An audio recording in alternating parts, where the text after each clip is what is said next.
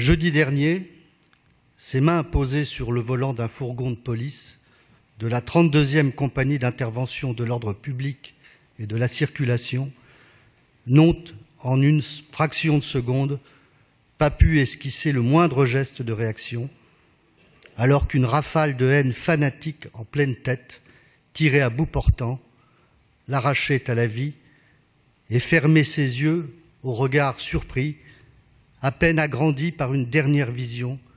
qu'il n'a pas dû comprendre. Sur la plus laide avenue du monde ce soir-là, pris pour cible, un homme en bleu, bleu couleur des Républicains, même drap d'uniforme, même bouton,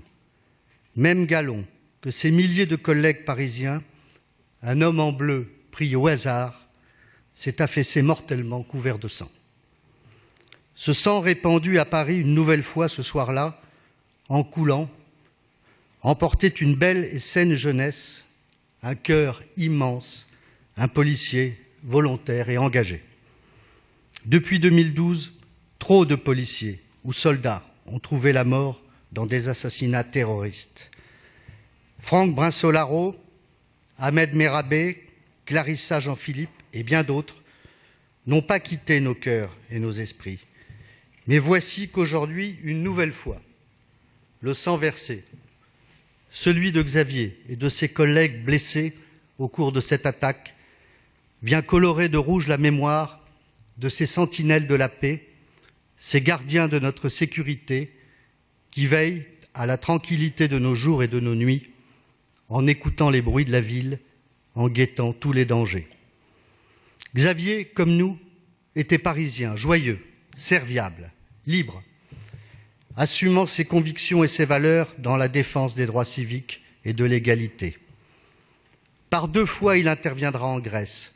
pour sécuriser les migrants et en novembre dernier, en participant dans le public à la réouverture du Bataclan, il était heureux de vaincre la terreur qu'il avait côtoyée en clamant son amour de la vie. Xavier, ce matin, dans la cour glaciale de la préfecture de police, posé sur ton cercueil, un drap tricolore façayé, soulevant, dans un souffle que tout le monde retenait, les 3 couleurs de la République, une par une. Le bleu, bleu comme cet uniforme des forces de police et de sécurité qui nous protège, qui nous rassure, alors qu'il est une cible sur laquelle s'acharnent les barbares de l'extrémisme radical. Aussi,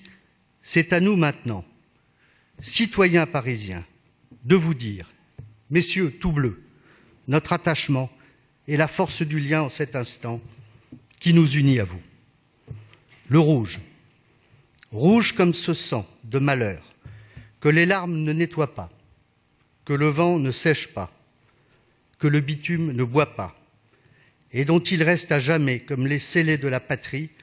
une rose rouge qu'un passant anonyme a posée au pied d'un arbre en hommage à un monsieur tout rouge couvert de sang. Le blanc, blanc comme le linceul qui t'entoure, ou les nuées qui t'ont ravi à l'amour de tes proches et qui t'ont emporté, je veux le croire, vers un monsieur tout blanc. De là,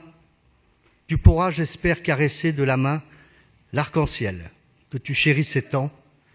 qui était, après le drapeau que tu servais, le drapeau que tu aimais. Nous sommes fiers de pouvoir rendre à Xavier aujourd'hui, dans cette salle du Conseil de Paris, cet hommage particulier, et je veux dire en votre nom à tous, à sa famille brisée, à son conjoint admirable, notre affection et notre soutien. Paris pleure un de ses enfants, tombé comme un soldat de la paix. Maintenant, sur les pavés des Champs-Élysées, là où la mort hideuse a embrassé un flic, il nous faut en sa mémoire, civils, policiers, militaires, tous citoyens ensemble, réapprendre à embrasser la vie. Vive la police, vive la gendarmerie,